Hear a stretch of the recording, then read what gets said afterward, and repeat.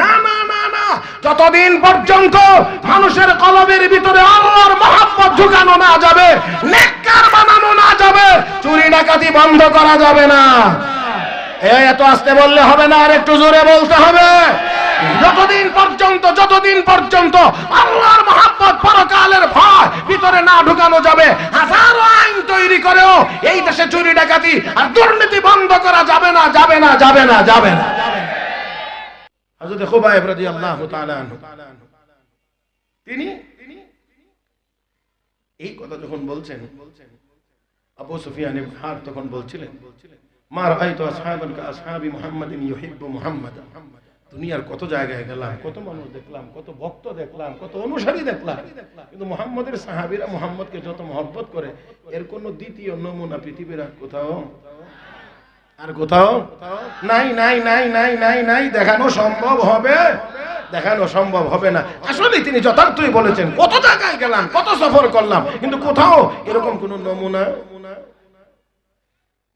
একটুকু শুধু আমার এটার সাথে এই কথার সাথে লাইনে আছে, এই জন্য বলা। তারপরের কথাটা হবে আমার আসল কথা। হযরত খুবাইব রাদিয়াল্লাহু তাআলা আনহু যখন এই ঘোষণা দিলেন, এই হুঙ্কার দিলেন, এবার তারা কয়, খুবাইব ঠিক আছে, তাহলে ফাঁসি তো তোমার অবধারিত, এবার বলো তোমার শেষ আবদার কি? হযরত খুবাইব বললেন, আমার শেষ আবেদন 2 রাকাত নামাজ। কি কি কি কি?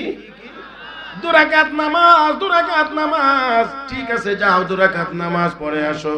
ও মুসলমান, হযরত খুবাইব রাদিয়াল্লাহু তাআলা আনহু নামাজের জন্য চলে গেলেন। একেবারেই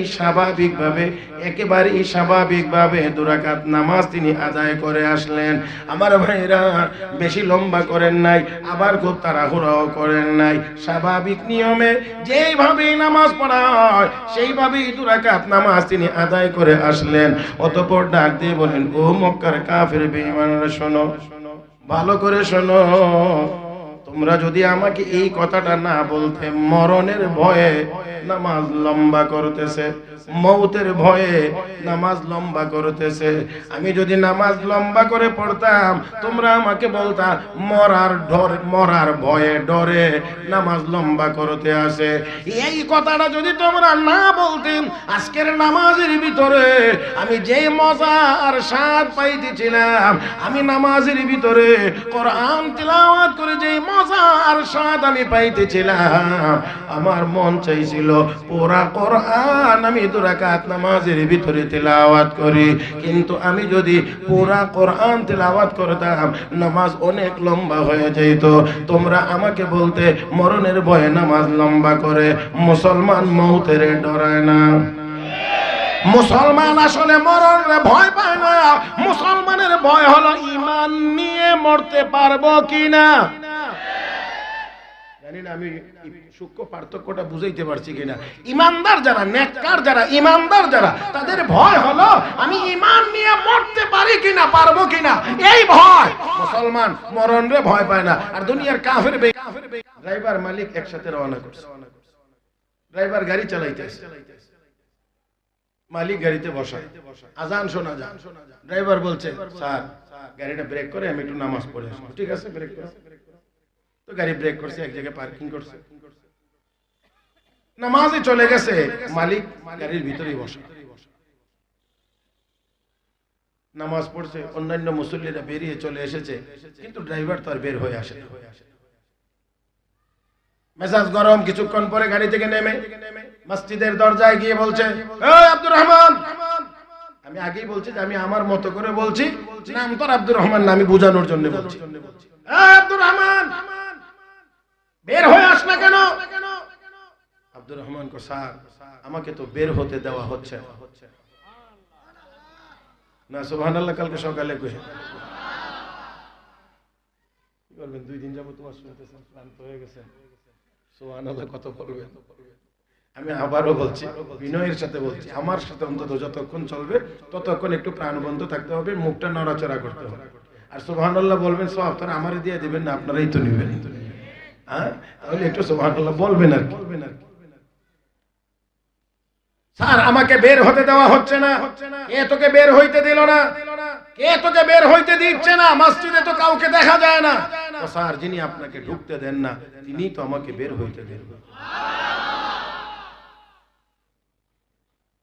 যদি আপনারা বুঝে থাকেন তাহলে বলেন কিছু মজা, কিছু মজা শুধু আছে না, শুধু আছে না, এই এখানে যেই মজা আছে পৃথিবীর আর কোন জায়গাতে এই মজা নাই, কোন জায়গাতে এই মজা নাই, এই স্বাদ নাই।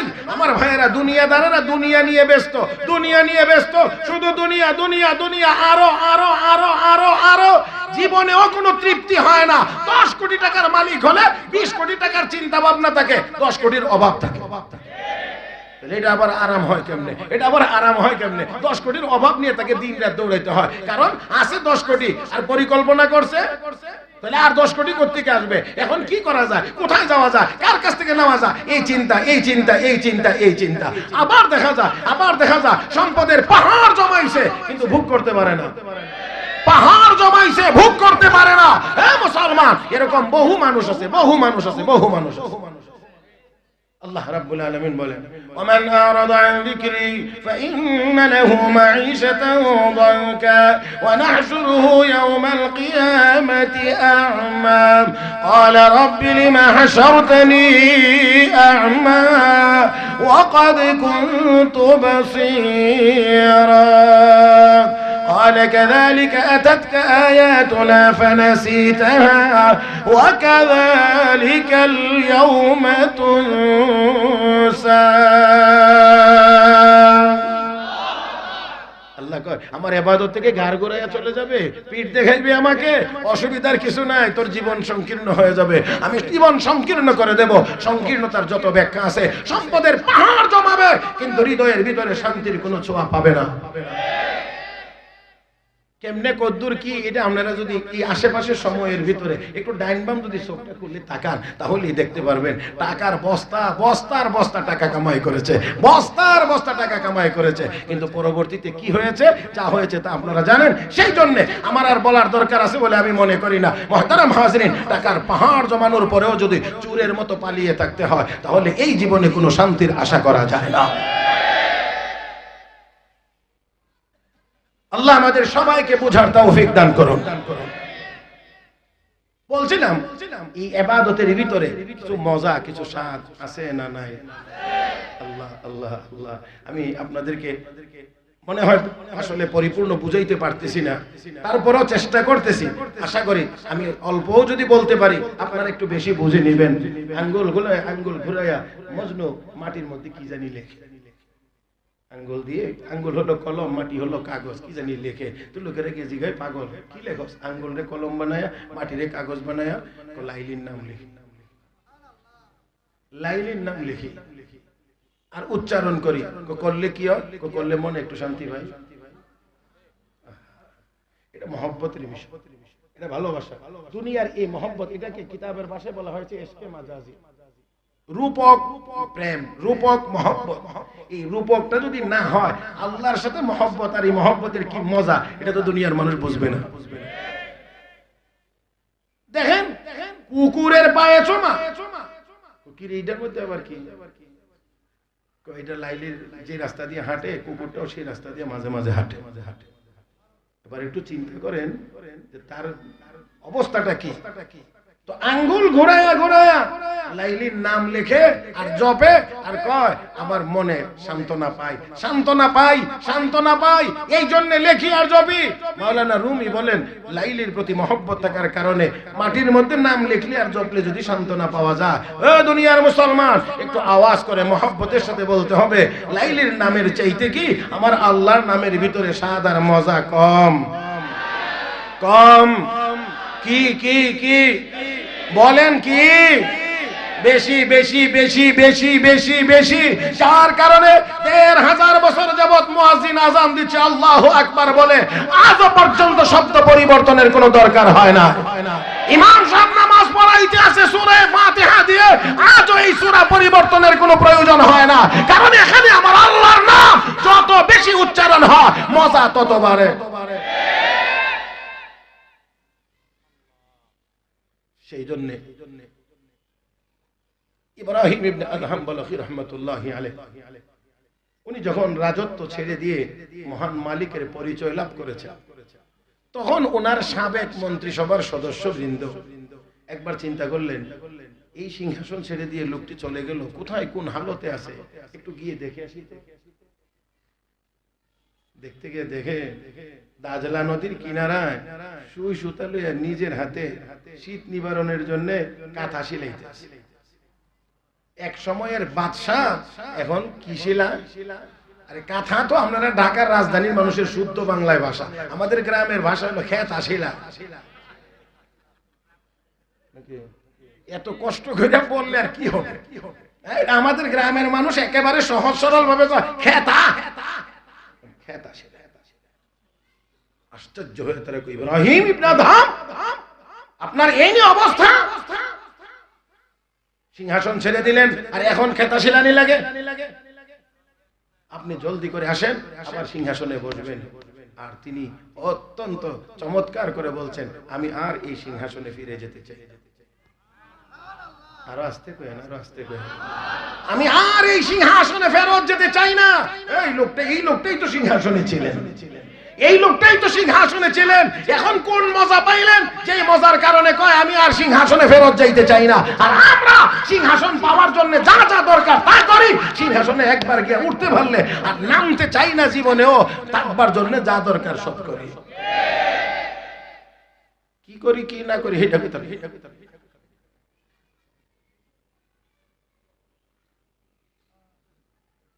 আমি আর এই সিংহাসনে ফেরত যেতে চাই না। যেই সিংহাসনে গিয়ে বসে কোন হুকুম করলে, কোন কথা বললে কেউ শোনে কেউ শোনে না, কেউ মানে কেউ মানে না, কেউ পছন্দ করে কেউ পছন্দ করে না, কেউ ভালো বললে কেউ মন্দ বলে, কেউ প্রশংসা করলে কেউ বা গালিও দেয়। কথা কয় না, কথা কয় না। কেউ বা প্রশংসা করে কেউ বা আবার কি দেয়, গালিও দেয়, গালিও দেয়। কেউ যদি আদর করে কেউ আবার ঘৃণাও করে। এমন সিংহাসনে আমি আর ফেরত যেতে চাই না। তোমরা দেখে যাও আমার আল্লাহ আমাকে এখন কেমন সিংহাসন আর কেমন রাজত্ব দান করেছেন। হে আমার মন্ত্রিসভার সদস্যবৃন্দ, একটু দেখে যাও, দেখে যাও আমার আল্লাহ আমাকে এখন কেমন রাজত্ব আর কেমন সিংহাসন দান করেছেন। কথাটা বলেই হাতের সুইটা নদীতে নিক্ষেপ করে দিয়েছেন। অতঃপর ডাক দিয়ে বলেন, রে নদীতে বসবাসকারী প্রাণীরা, আমার সুইটা তোমরা ফিরিয়ে দাও।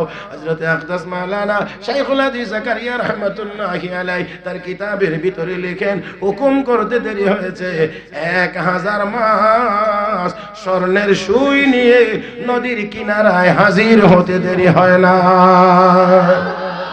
হে মুসলমান, এটা কেমন রাজত্ব, কেমন রাজত্ব!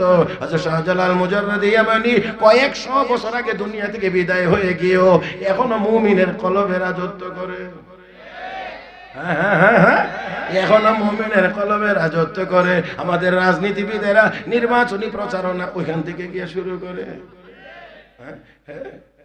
তো বাংলাদেশের কোন মন্ত্রী টন্ত্রীও না, কোন এমপিও না, রাষ্ট্রপতিও ছিলেন না, প্রধানমন্ত্রীও ছিলেন না, তারপরে এখান থেকে গিয়ে শুরু হয়। ও মুসলমান, কয়েকশো বছর আগে মারা গিয়েও এখনো মুমিনের কলবে রাজত্ব করে।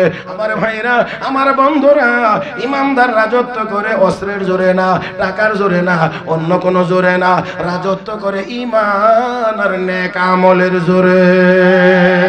আমার ভাইরা, আমার বন্ধুরা, তিনি বলেন, দেখো আমাকে আমার আল্লাহ কেমন রাজত্ব দান করেছেন। লক্ষ্য করে দেখো, 1000 মাস স্বর্ণের সুই নিয়ে নদীর কিনারায় হাজির হয়ে গেছে। উনি বললেন, না না, আমি তো স্বর্ণের সুই নিক্ষেপ করি নাই, আমার লোহার সুইটা ফিরিয়ে দাও। তাহলে এর আরেকটু বিষয়, স্বর্ণের প্রতি লোভ, রে স্বর্ণের প্রতি লোভ। আল্লাহ আমার মতো হইলে তো বলে 1000 সুই জমাইলে তো কয়েক বড়ি হবে, মোটামুটি এটাকে বাদ দিয়ে লাভ কি? কয়েক বড়ি হবে না, না, না, না। যতদিন পর্যন্ত মানুষের কলবের ভিতরে আল্লাহর মহব্বত ঢুকানো না যাবে, নেককার বানানো না যাবে, চুরি ডাকাতি বন্ধ করা যাবে না। এত আস্তে বললে হবে না, আর একটু জোরে বলতে হবে। যতদিন পর্যন্ত আল্লাহর মহব্বত, পরকালের ভয় ভিতরে না ঢুকানো যাবে, হাজারো আইন তৈরি করেও এই দেশে চুরি ডাকাতি আর দুর্নীতি বন্ধ করা যাবে না, যাবে না, যাবে না, যাবে না।